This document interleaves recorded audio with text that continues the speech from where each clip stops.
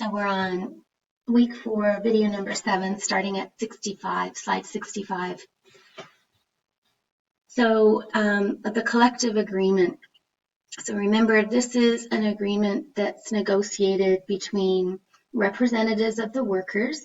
So representatives, let's say, of the faculty here at Durham College. There might be five or six people from the union that the union members elect to actually negotiate with management, so the HR department at the college.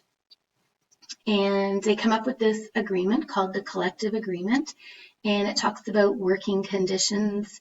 And if one of the workers don't think that management, their boss, their supervisor, is following the terms of the collective agreement, then they can file a grievance. Okay, so that's what this slide is about. So some things to remember if you are managing in a unionized environment, and like I keep telling you, probably in 3 or 4 or 5 years, you will be a frontline manager. So just some things to keep in mind. So what do you think? So learn a little bit more about unions here, and then try to argue both sides. We've been debating this week.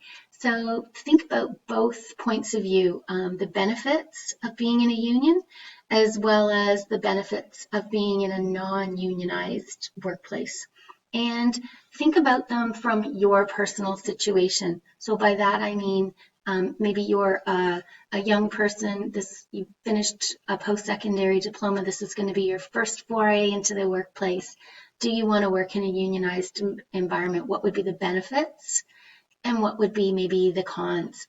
Or maybe your situation is this is a second career for you. What would be the benefits and the cons of working in a unionized environment? So walk through those, try to come up with those things, identify those pros and cons for your situation, and defend them with some facts so that you're getting to think about as you start to look for jobs, what kind of a job, workplace would appeal the most to you. All right, I've got some scenarios here in slides 69, 70, and 71, and we'll talk about those in class.